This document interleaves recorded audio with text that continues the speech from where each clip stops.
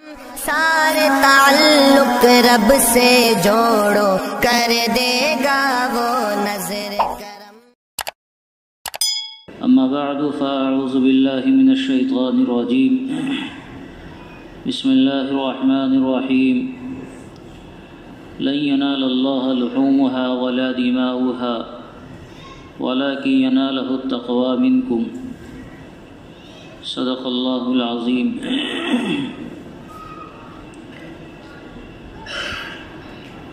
اللہ رب العزت کے فضل اور اس کے احسان سے ہم سب انشاءاللہ بہت جلد قربانی کی عبادت ادا کرنے جا رہے ہیں۔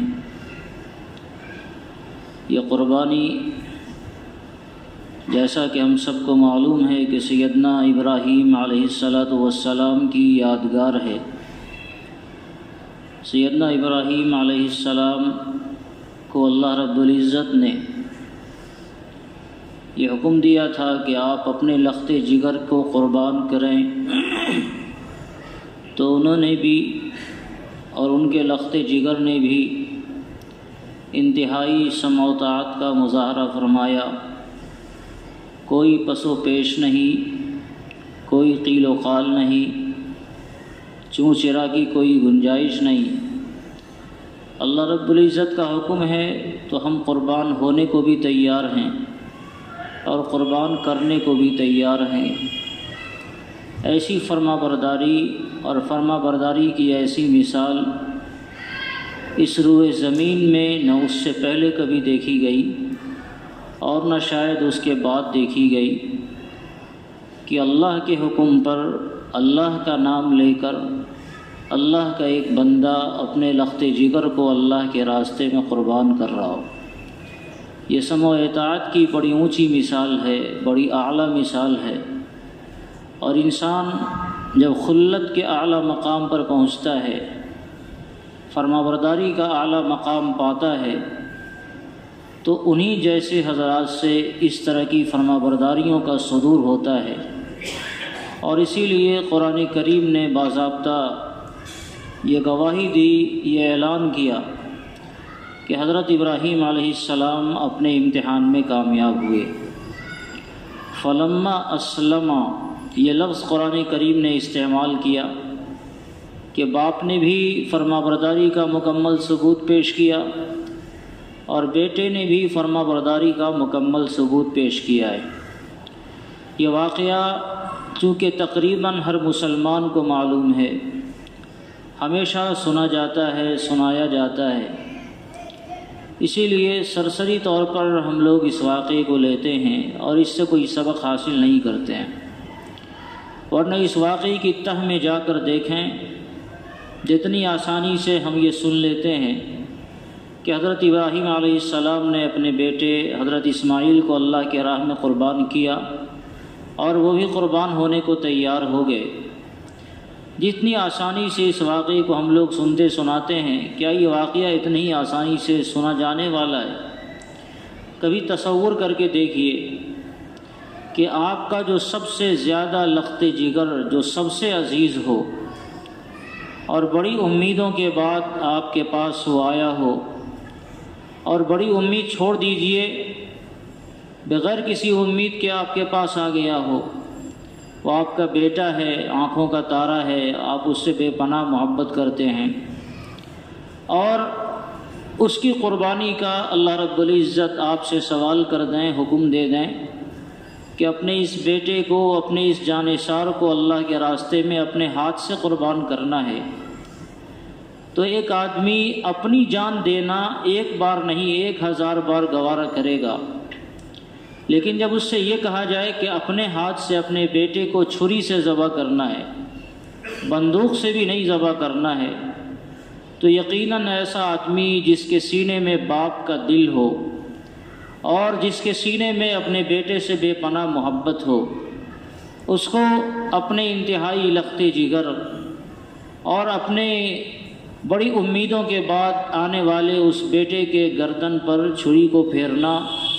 اتنا مشکل ہوگا کہ اگر اس سے یہ کہا جائے کہ تم 10 پہاڑ کو ادھر سے ادھر کر دو تو یہ اس کے لیے آسان ہوگا،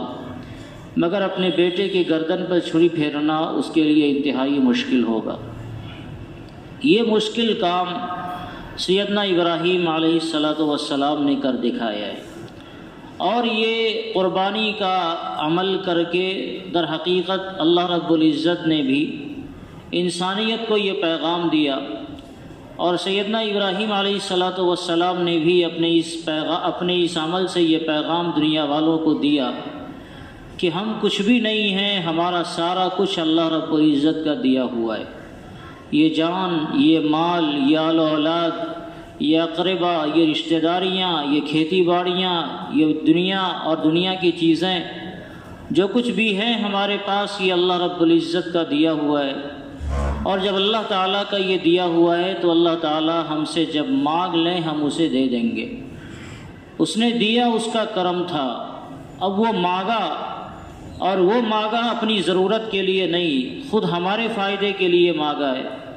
تو جب اللہ مانگے، انسان کی فرما برداری کا تقاضا یہ ہے کہ انسان اللہ رب العزت کے حکم کے آگے ذرہ برابر بھی پس و پیش نہیں کرے، اور ذرہ برابر بھی نہیں سوچے کہ ہمارا کچھ جا رہا ہے، یہ ہرگز نہیں سوچنا چاہیے، بلکہ یہ دیکھے حکم کس کا ہے اور جو مانگا گیا وہ دیا کس نے۔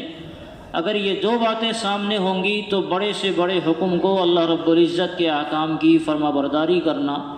اور اس کی اطاعت و فرما برداری میں اپنے آپ کو مکمل طریقے سے جھکا دینا، یہ انسان کے لیے آسان ہو جاتا ہے۔ یہ تو اللہ کا فضل ہوا کہ اللہ تعالیٰ نے حضرت اسماعیل علیہ السلام کی قربانی نہیں لی، اور اس کی جگہ پر جنت کا ایک جانور ذبح کیا گیا،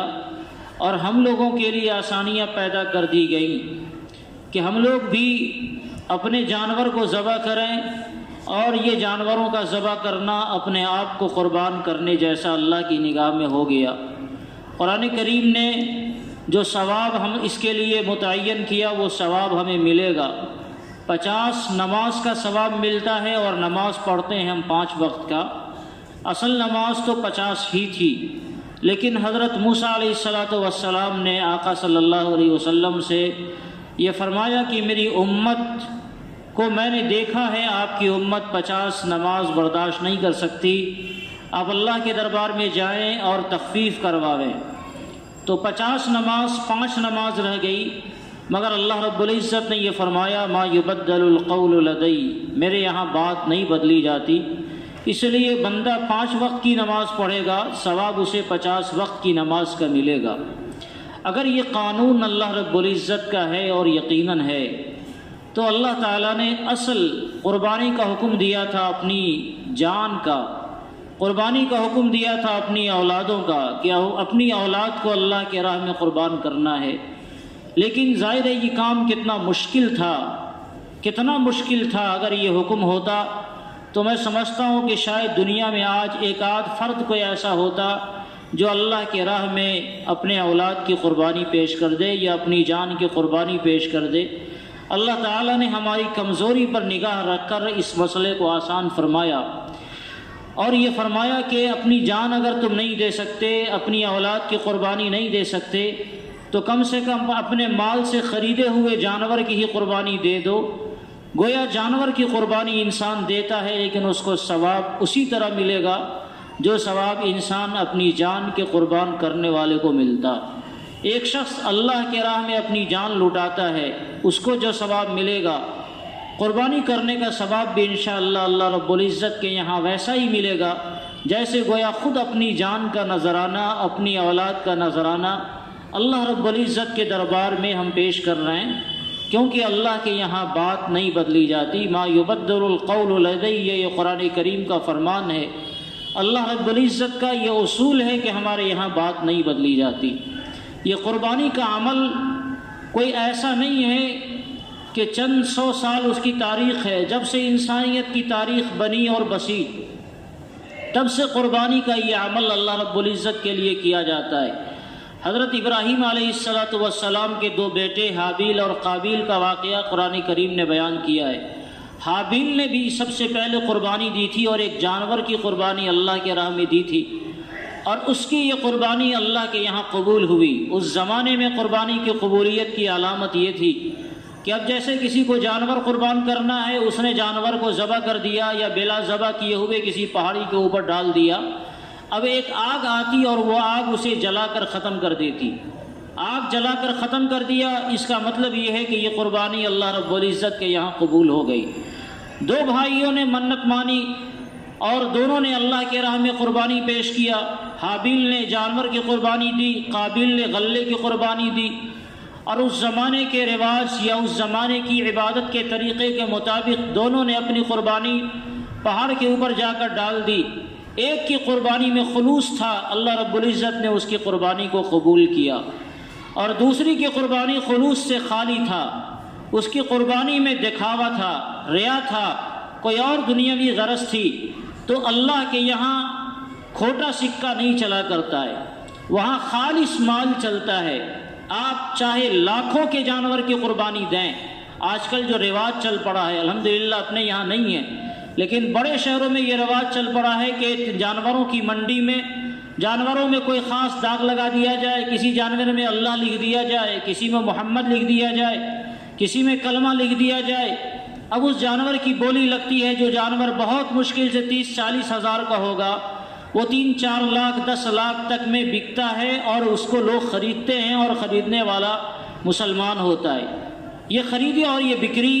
یقینی طور پر اللہ رب العزت کے لیے نہیں ہوتی، لوگ دکھلاوے کے لیے خریدتے ہیں کہ فلاں جانور کو میں نے خریدا اور اتنے مہنگے جانور کی میں نے قربانی دی۔ یہ صحیح ہے کہ آقا صلی اللہ علیہ وسلم نے ہمیں یہ حکم دیا، یہ تعلیم دی کہ اللہ کے راستے میں اچھا جانور ذبح کرنا ہے۔ خود آپ علیہ الصلوۃ والسلام نے جو جانور ذبح کیا اللہ کے راستے میں، اس کے بارے میں روایت میں جو الفاظ آتے ہیں، کبشین املحین اقرنین موجوعین، انتہائی فربا اور خوبصورت جانور تھا جس کو حضور علیہ الصلوۃ والسلام نے اللہ رب العزت کے لیے قربان کیا تھا۔ تو اگر کسی کو جانور کی قربانی دینی ہے تو اچھا جانور لے، فربا اور موٹا جانور لے۔ آپ علیہ السلام نے فرمایا، اگرچہ یہ روایت کچھ ضعیف ہے، سمنوا ضحایاکم فإنہ علی الصراط مطایاکم، اپنے جانوروں کو فربا بنایا کرو، یہ پلسرات پر سواریاں بنیں گی اور تمہارے کام آئیں گی۔ تو جانوروں کا فربا ہونا یا اچھا جانور لینا یہ مقصود ہے،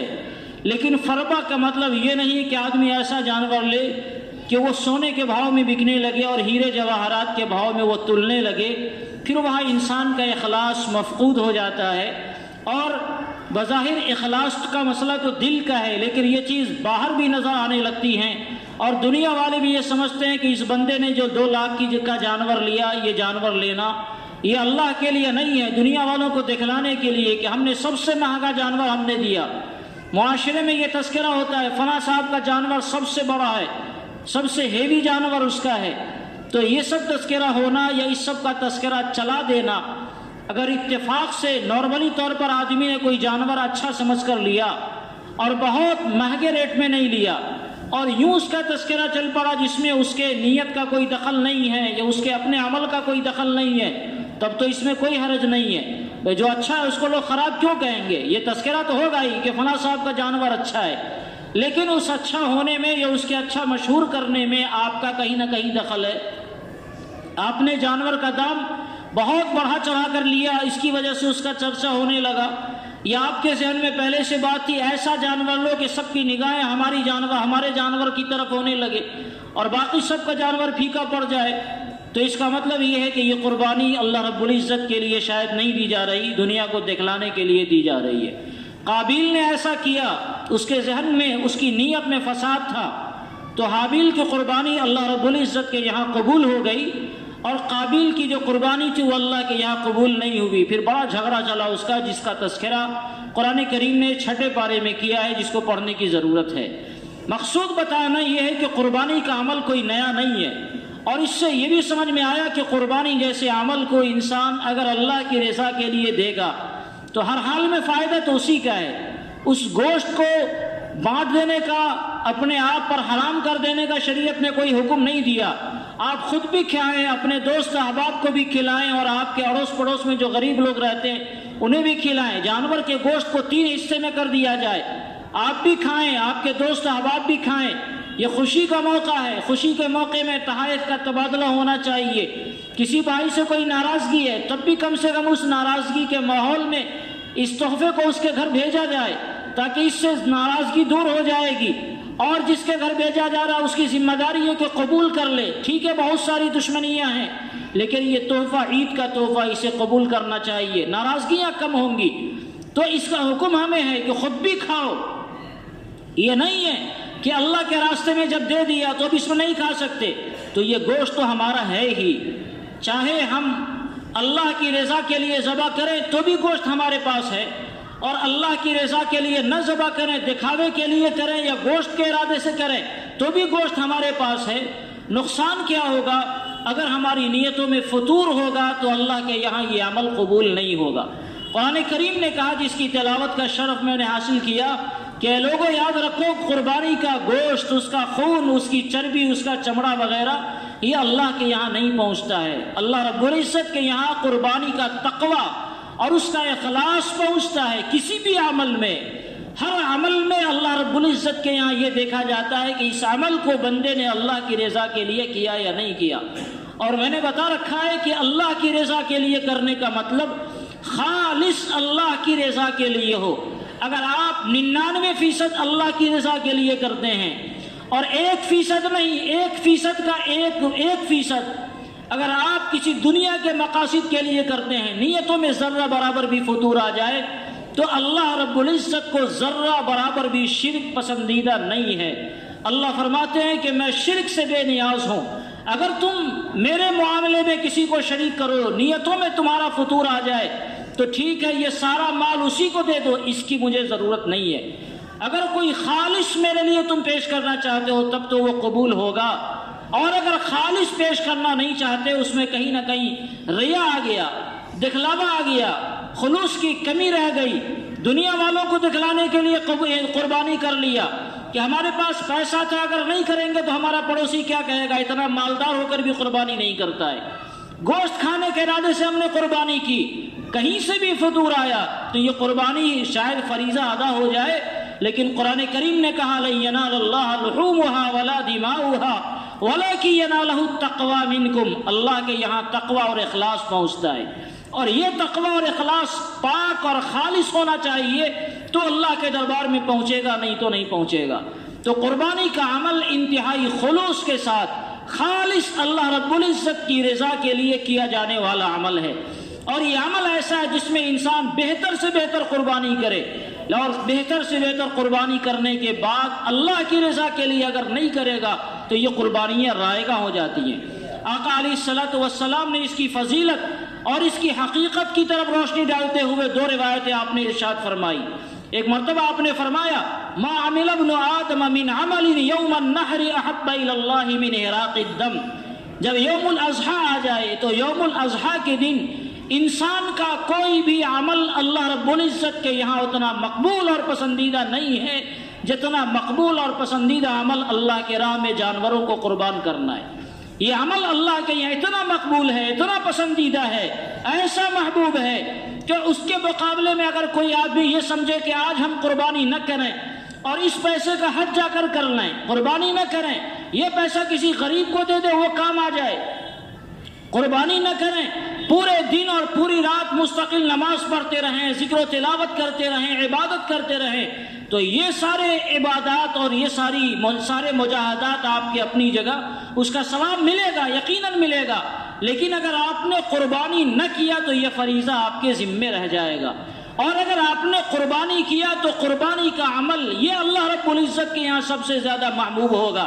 ایک آدمی روزانہ نوافل خوب پڑھتا تھا لیکن آج قربانی کی وجہ سے نوافل اس کا ناغہ ہو رہا ہے۔ نبی پاک صلی اللہ علیہ وسلم کا فرمان ہے کہ اس کے لیے آج کے دن میں قربانی کے عمل کو کرنا یہ زیادہ محبوب ہے، اگر نوافل کا نقصان ہو رہا ہے تو ہونے دیا جائے۔ یہ قربانی زیادہ بہتر عمل ہے۔ ما عمل ابن آدم من عمل یوم النحر احب الی اللہ من احراق الدم، اور آقا علیہ السلام نے فرمایا کہ یہ جانور صرف گوشت کے ساتھ نہیں، اپنے خون کے ساتھ، اپنے بالوں کے ساتھ، اپنے کھر کے ساتھ اللہ رب العزت کے دربار میں پہنچے گا۔ ایک طرف تو ابھی میں نے یہ کہا کہ اللہ تعالیٰ کے یہاں خلوص پہنچتا ہے، جانور کا گوشت نہیں پہنچتا، لیکن آقا صلی اللہ علیہ وسلم نے فرمایا کہ جانور کا گوشت بھی اللہ کے دربار میں پہنچے گا، اس کا خون پہنچے گا، اس کا کھر پہنچے گا، اس کے بال پہنچیں گے، اس کا سینگ پہنچے گا۔ یعنی جب قیامت کا دن قائم ہوگا اور میزان عمل کو اللہ رب العزت کے دربار میں لگایا جائے گا، اس وقت ہمارے اعمال نامے میں جہاں ہماری اور نیکیاں اللہ رب العزت کے یہاں تولی جائیں گی۔ جب انسان قربانی دیتا ہے تو قربانی دینے والے کا، قربانی کے جانور کا ایک ایک جز، یعنی جس کو ہم نے استعمال کیا وہ بھی،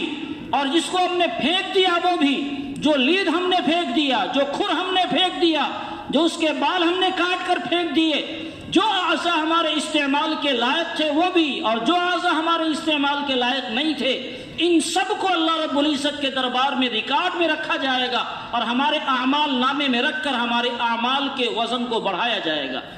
خلوص پہنچتا ہے اللہ کے یہاں، لیکن جب کل قیامت کے دن ہمارے اعمال نامے کو اللہ رب العزت کے دربار میں تولا جائے گا تو جانور کے خون تک کو، جو کہ حرام ہوتا ہے اس کا استعمال، اور اس کو آپ کسی کام میں نہیں لے سکتے۔ لید تو کم سے کم چلیے کسی کام میں لیا جا سکتا ہے، اسے کم سے کم کھیتوں میں ڈال دیں تو کھیتوں کی ہریالی بڑھ جائے گی ذرا سی، کوئی اگر آپ نے دانہ ڈال رکھا ہے شاید اس میں کام آ جائے، لیکن خون کون سا کام آتا ہے، اس کا کھر کون سا کام آتا ہے، جو اس کے اعضاء برباد اور ضائع ہیں، جو کسی کام کے نہیں ہے۔ ہماری قربانی کے اس عمل کو اللہ تعالیٰ ایسا اونچا اٹھاتے ہیں کہ کل قیامت کے دن ان چیزوں کو بھی ہمارے نام اعمال میں رکھ کر تولا جائے گا، اور کل قیامت کے دن اسے رکھ کر ہمارے اعمال میں اضافہ کیا جائے گا۔ یعنی یہ نوازنے کا ایک انداز ہے اللہ رب العزت کا، جب دینے پر وہ آتا ہے، اس کا فضل جب انسانیت کی طرف متوجہ ہوتا ہے تو کام کی چیزیں بھی وہاں تولی جاتی ہیں، اور جو چیزیں خود ہمارے کام کی نہیں ہیں وہ بھی اللہ رب العزت کہتے ہیں لاؤ اس بندے کے اعمال میں شاید اس سے بھی کچھ اضافہ ہو جائے، اس کی نیکیاں اس کی وجہ سے بھی کچھ بڑھ جائیں۔ تو جو چیزیں ہماری نگاہ میں ردی ہیں اللہ رب العزت کی نگاہ میں وہ چیزیں ردی نہیں ہیں، اور وہ چیزیں بھی اللہ رب العزت انسان کے لیے نام اعمال میں رکھ کر اس کے نام اعمال میں اعمال کے وزن میں اضافہ فرمائے گا۔ اس کے علاوہ حقیقت کی طرف اشارہ کرتے ہوئے آپ علیہ السلام نے ارشاد فرمایا، صحابہ کرام نے پوچھا یا رسول اللہ یہ قربانی کیا چیز ہے؟ آپ علیہ السلام نے ارشاد فرمایا یہ سنت ابیکم ابراہیم، یہ قربانی تمہارے باپ سیدنا ابراہیم علیہ السلام کی سنت ہے۔ سب کو معلوم ہے کہ حضرت ابراہیم علیہ السلام نے یہ قربانی پیش کی، اور اسی کی یادگار میں امت محمدیہ میں اللہ رب العزت نے اس قربانی کے عمل کو جاری رکھا۔ اس کا ثواب کیا ملے گا؟ ایک طرف تو آقا علیہ السلام نے وہ فرمایا کہ اس کے خون کو بھی اللہ رب العزت نامہ اعمال میں رکھیں گے، اور اس روایت میں اللہ کے رسول نے فرمایا کہ اس کے ایک ایک بال کے بدلے اللہ رب العزت قربانی کرنے والے کو ثواب عطا فرمائیں گے۔ قربانی کے جانور میں بہت سے جانور ایسے ہیں جس میں بال بہت زیادہ ہوتا ہے، جیسے دمبا پورا اس کا وجود بالوں سے ڈھکا ہوا ہوتا ہے۔ تو صحابہ کرام نے سوال کیا یا رسول اللہ اگر بالوں کے ذریعے بالوں کی تعداد کے مقابل میں اللہ ثواب عطا فرمائیں گے تو بہت سے جانور تو ایسے جس میں بال تو بہت زیادہ ہوتے ہیں۔ آپ علیہ السلام نے ارشاد فرمایا کہ چاہے اس کے بال کم ہو یا اس کے بال زیادہ ہوں، بال کی گنتی تمہارے یہاں شاید زیادہ ہوگی، اللہ رب العزت جب نوازنے پر آتے ہیں تو ان گنتیوں کا ان کے یہاں کوئی خیال نہیں رکھا جاتا، چاہے اس کی گنتی کم ہو چاہے اس کی گنتی زیادہ ہو۔ فالصوف یا رسول اللہ، اون کا کیا ہوگا؟ وہاں بال تو بہت ہے۔ آپ علیہ السلام نے فرمایا کہ اون کے ایک ایک بال کے بدلے بھی اللہ تعالی انسانوں کو نیکی عطا فرمائیں گے۔ لیکن اگر کسی بندے نے قربانی نہ کی، قربانی کا استحقاق تھا، قربانی کی فرضیت تھی، مگر اس کے باوجود بھی ٹال دیا، قربانی نہ کی، تو آقا علیہ السلام نے بڑی ناراضگی کا اظہار فرمایا۔ اتنی ناراضگی کا آپ نے اظہار فرمایا، آپ امت کے لیے انتہائی شفیق ہیں، انتہائی رفیق ہیں، انتہائی نرم دل ہیں، رحیم ہیں، ودود ہیں، لیکن اس کے باوجود آپ علیہ السلام نے ناراضگی کا اظہار فرماتے ہوئے روایت میں ارشاد فرمایا من وجد ساعة لأن يضحي فلم يضحي فلا يحضر مصلانا، جو آدمی قربانی کی استطاعت رکھتا ہو، اس پر قربانی فرض ہے مگر وہ قربانی نہیں کر رہا ہے، تو آپ علیہ السلام کو اتنی ناراضگی ہے، آپ نے فرمایا جب تم قربانی نہیں کر سکتے تو عید الاضحیٰ کی نماز پڑھنے عیدگاہ میں جانے کا تم حق بھی نہیں رکھتے۔ کس حق سے آخر تم عیدگاہ جا رہے ہو؟ جو اصل فریضہ ہے قربانی کا وہ تم نے کیا نہیں، اور خامخواہ عید کی نماز میں مصلیوں کے ساتھ جا رہے ہو، تمہیں یہ حق نہیں پہنچتا۔ یہ ناراضگی کا حد درجہ اظہار ہے۔ شفیق اور انتہائی مشفق و مہربان رحمت للعالمین صلی اللہ علیہ وسلم کی طرف سے کہ جب آپ نے قربانی نہ کی تو آپ کو کوئی حق نہیں پہنچتا ہے کہ قربانی کے لیے عید کی نماز کے لیے آپ عیدگاہ جائیں۔ کس آدمی پر قربانی فرض ہے اور کس آدمی کے اوپر قربانی فرض نہیں ہے، وہ مسائل ہم جانتے ہیں۔ اختصار کے ساتھ ذہن میں رکھیں، 2 طرح کا نصاب ہوتا ہے، بلکہ 4 طرح کے لوگ ہوتے ہیں۔ اختصار کے ساتھ اسے سن لیں۔ سب سے پہلا آدمی تو وہ ہوتا ہے جس کے پاس مال نامی موجود ہو، یعنی سونا چاندی یا نقد روپے اس کے پاس موجود ہوں، یا اس کے پاس تجارت کا کوئی کاروبار ہے، چاہے وہ سوئی کی تجارت کرتا ہو یا پہاڑ کی تجارت کرتا ہو۔ یہ 4 مالوں میں سے کوئی مال اس کے پاس موجود ہے، چاہے وہ سونے کی شکل میں، چاندی کی شکل میں، یا نقد روپے پیسے کی شکل میں جو آج کل کا نقد روپیہ پیسہ ہے، چاہے جس ملک کی جو کرنسی ہو، یا اس کے پاس کوئی کاروبار ہو۔ ان 4 میں سے اگر کوئی بندہ کسی چیز کا مالک ہے اور اس کے اوپر زکوٰۃ فرض ہے، یعنی اس کی پوری مالیت 52.5 تولہ چاندی، یعنی آج کے زمانے میں 612 گرام چاندی اس کی مالیت ہے، تو ایسے آدمی پر زکوٰۃ بھی فرض ہے اور قربانی بھی فرض ہے۔ جس آدمی پر جو 52.5 تولہ چاندی کے برابر، آج کے زمانے میں شاید پیسے کے اعتبار سے میں نے جوڑا نہیں ہے، لیکن ایک اندازہ ہے کہ 45 سے 50 ہزار روپے اس کی مالیت ہوگی۔ تو جس آدمی کے پاس اتنی مالیت کا ایسا سامان ہے جس کا تعلق سونے سے ہو یا چاندی سے ہو یا نقد روپے پیسے سے ہو یا تجارتی سامان سے ہو، چاہے وہ سامان تجارت کا جس شکل میں ہی ہو، کپڑے کی شکل میں، صابن کی شکل میں، آٹا دال چاول کی شکل میں، یا زمین کی شکل میں، یہ نصاب اگر کسی آدمی کے اوپر ہے تو اس نصاب کی وجہ سے زکوٰۃ بھی فرض ہے اور قربانی بھی فرض ہے۔ اس نصاب کو بڑا نصاب آپ کہہ سکتے ہیں۔ اس کے علاوہ ایک دوسرا نصاب اور ہے، جو نصاب صدقہ فطر کا نصاب ہے۔ کسی آدمی کے پاس 52.5 تولہ چاندی کی مالیت کے برابر سامان ہے جو اس کی ضرورت سے زائد ہے، لیکن اس کا تعلق سونے چاندی سے نہیں ہے، اس کا تعلق مال تجارت سے نہیں ہے، اس کا تعلق نقد روپے سے نہیں ہے۔ ایک آدمی کے پاس مثال کے طور پر 25 جوڑے کپڑے ہیں، 5 جوڑا وہ استعمال کرتا ہے، 20 جوڑا کپڑا اس کا ضرورت سے زائد ہے جو الماری میں بند ہے، اور اس 20 جوڑے کپڑے کا دام 50,000 روپے کے برابر ہے، جو 612.5 گرام چاندی کے قیمت کے برابر ہو جاتا ہے۔ ایک آدمی کے پاس زمین ہے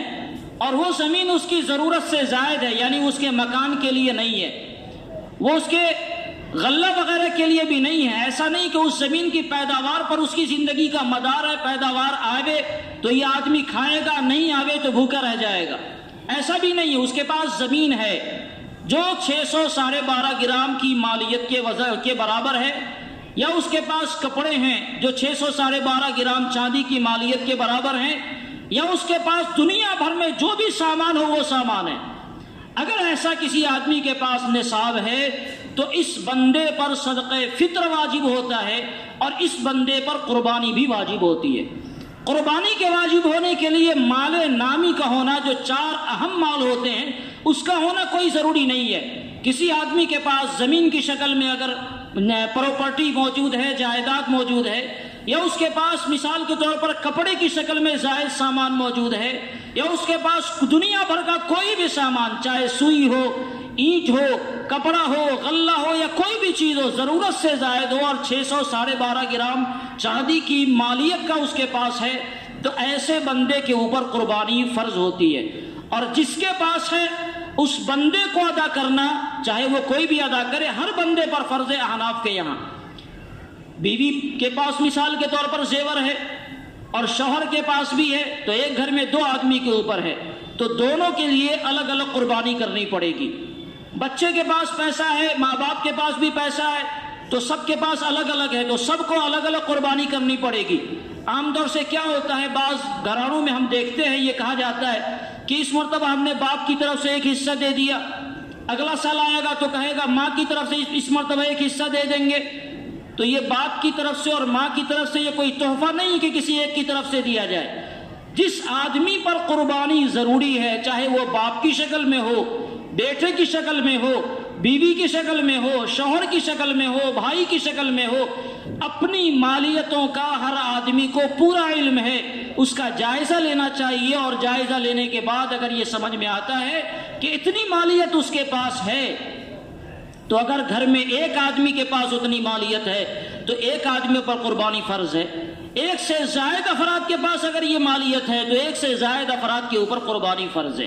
اس کے علاوہ بقیہ جو لوگ دوسری کیٹیگری میں آتے ہیں جن کے پاس یہ مالیت نہیں ہوتی، ان حضرات کے اوپر قربانی فرض نہیں ہے۔ آپ اپنی مالیتوں کا خود جائزہ لے لیں اور اس جائزہ لے کر دیکھیں کہ کیا ہمارے اوپر قربانی فرض ہے یا نہیں ہے، اور ہمارے گھر میں ایک آدمی کے پاس اتنی مالیت ہے یا ایک سے زائد افراد کے پاس اتنی مالیت ہے۔ اگر ایک سے زائد افراد کے پاس مالیت ہے تو قربانی کو تحفہ نہ بنا کر کے اس سال فلاں کی طرف سے دے دیا جائے، باپ گارجین ہے تو باپ کی طرف سے ادا ہو جائے، حالانکہ بعض مرتبہ جائزہ لینے سے یہ پتہ چلتا ہے کہ باپ کے اوپر قربانی ہے ہی نہیں، اصل قربانی بیٹے کے اوپر ہے، بیٹا صاحب نصاب ہے، چاہے وہ صاحب نصاب مال نامی والا نصاب ہو یا غیر نامی والا نصاب ہو، وہ صاحب نصاب ہے اور باپ آلریڈی فقیر بندہ ہے، تو یہ باپ کی طرف سے قربانی کر رہا ہے، اس کی قربانی نفل ہو جائے گی لیکن بیٹے کی قربانی رہ گئی۔ اس لیے اپنے گھروں کے افراد کا جائزہ لینا چاہیے، اور جائزہ لے کر جن افراد کی طرف سے قربانی فرض ہو رہی ہے ان افراد کی طرف سے قربانی کے اس عمل کو بطور خاص اہتمام کے ساتھ ادا کرنا چاہیے، کیونکہ آقا علیہ الصلوۃ والسلام کی سلسلے میں بڑی سخت وعید ہے۔ ایک اور اہم بات جو آج کے ماحول میں کہنا ضروری ہے، آپ جان رہے ہیں کہ ملک کی صورتحال کتنی خراب ہو رہی ہے۔ آج ملک کی صورتحال اتنی خراب ہے کہ ہر طرف پٹرول ڈالا ہوا ہے، صرف ایک ماچس کی تلی کو پھونکنے کی ضرورت ہے اور ماچس کی یہ تلی پورے معاشرے کو تہو بالا کر سکتی ہے، اسے خاکستر کر سکتی ہے۔ بہت تفصیل سے بتانے یا کھول کر بولنے کی کوئی ضرورت نہیں ہے۔ ایمان والا بڑا ہوشیار ہوتا ہے، وہ اشاروں کو سمجھتا ہے، اور ہم سب ایمان والے ہیں۔ اللہ رب العزت نے اتنی فراست ہم سب کو عطا فرمائی ہے کہ اشاروں کی زبان ہم سمجھیں۔ اشاروں کی زبان میں یہ بات کہی جائے تو یہ کہنا بہت ضروری ہے کہ ہم اپنے آنکھ وغیرہ کو کھول کر قربانی کریں۔ یہ بات بڑی صراحت کے ساتھ ہر بار کہی جاتی ہے کہ ہمارے جو قصائی بھائی ہوتے ہیں، ایک جگہ قربانی اس نے کیا اور دوسری جگہ وہ چلا گیا، وہ خون سے لہو لہان ہے، اسی پر نگاہ پڑتی ہے ہمارے غیر مسلم بھائیوں کی۔ خدا نخواستہ اس کے جذبات بھڑک جائیں اور خدا نخواستہ کوئی ناگہانی کوئی واقعہ پیش آ جائے تو اب بتائیں اس کا ذمہ دار کون ہوگا؟ کون ہوگا اس کا ذمہ دار؟ ایسے لوگوں کو جو حضرات قربانی کرتے ہیں، جو قصائیوں سے جن کا تعلق ہے، کیا اگر وہ چاہیں تو اپنے آپ کو فریش رکھ کر قربانی نہیں کر سکتے؟ کیوں نہیں کر سکتے؟ ذرا سا آئیڈیا لینے کی ضرورت ہے۔ ارے ایک پلاسٹک آپ لے لیں، جس طرح آپ دیکھیں گے ہوٹلوں میں کام کرنے والا ڈریس پہنتا ہے، ہاسپٹلوں میں کام کرنے والا ایک ڈریس پہنتا ہے، اور جب کام سے فارغ ہو گیا وہ ڈریس نکال لیا۔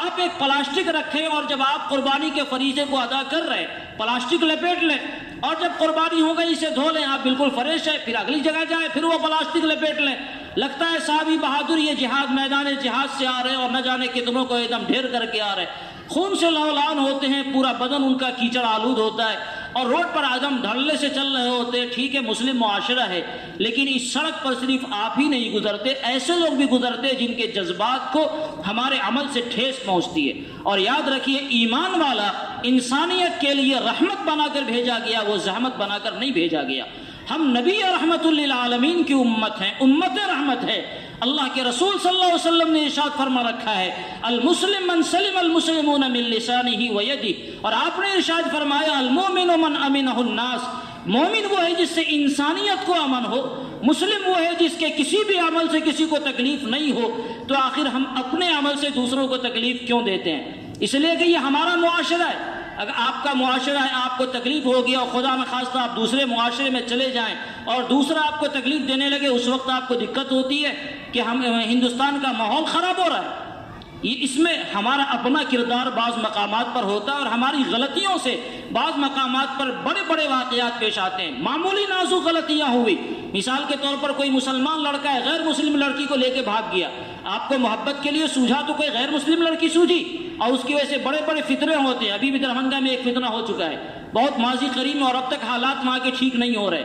کیوں ہم ایسا کوئی کام کریں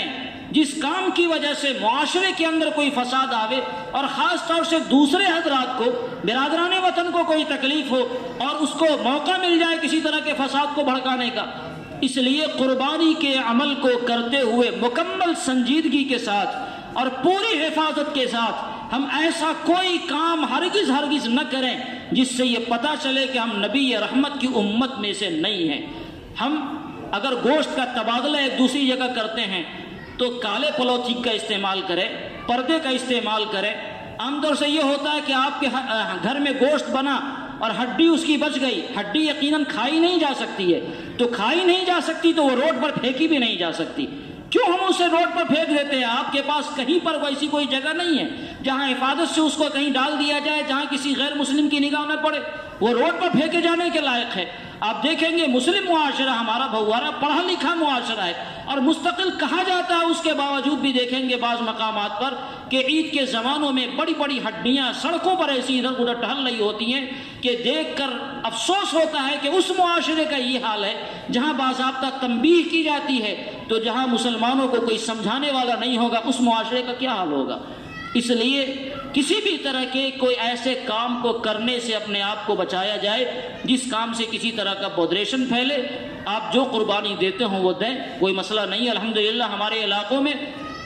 لیکن قربانی دیتے ہوئے دوسروں کے جذبات کا بھی مکمل خیال رکھیں، مکمل پردے کے ساتھ قربانی دیں اور مکمل پردے کے ساتھ قربانی کے تحائف کا ادھر سے ادھر تبادلہ کریں۔ قربانی کے خون کو نالوں میں نہ بہاویں، کیونکہ نالوں میں بہنے کا مطلب وہ خون کے اثرات دور تک سڑکوں پر چلے جاتے ہیں۔ آپ گڑھا کر کے قربانی کریں اور اس خون کو گڑھے میں دفنا دیں، یا قربانی کریں اور خون کو اٹھا لیں کسی بالٹین وغیرہ میں، وہ سوکھ جاتا ہے، اور پھر اسے اٹھا کر کسی دور تالاب وغیرہ میں یا کسی ایسی جگہ ڈال دیں جہاں کسی کی نگاہ نہ پڑے۔ آپ نے قربانی کیا، اسے نالے میں بہا دیا تو آپ سمجھتے ہیں آپ کا گھر تو پاک ہو گیا، لیکن آپ کے گھر سے 1 کلومیٹر تک پورا نالا خون آلود ہو گیا۔ اب جو بھی جا رہا ہے تو ناک پر ہاتھ ڈالے ہوئے جا رہا ہے۔ یہ انتہائی غیر مناسب حرکتیں ہیں، ایمان والوں سے اس کی توقعات تو قطعا نہیں ہو سکتی ہیں، اور آج کے معاشرے میں تو یقیناً نہیں ہو سکتی۔ آج کا معاشرہ میں نے بتایا یہ ہے کہ ہر جگہ پٹرول ڈالا ہوا ہے، لوگ تیار ہیں، بس ایک ماچس کی تلی کی ضرورت ہے، اور یہ کام مسلمان نادانی سے کر لیتا ہے۔ اس لیے خدا نخواستہ کسی کے آلہ نہ بنے، کوئی غلط ایسا کام نہ کرے جس کی وجہ سے معاشرے کا امن و سکون غارت ہو۔ یہ اوپر سے بھی ہدایت ہے اور ایک ایمان والے ہونے کے ناطے ہماری بھی ذمہ داری ہے۔ اللہ رب العزت ہم سب کو کہنے سننے سے زیادہ اس پر عمل کرنے والا بنائے۔ اللہ تعالیٰ اس قربانی کو امن و سکون کے ساتھ پورے عالم اسلام کے اندر، پوری دنیا کے اندر گزار دے، اور قربانی کے اس زمانے کو اللہ تعالیٰ بہتر پیغام دینے والا اور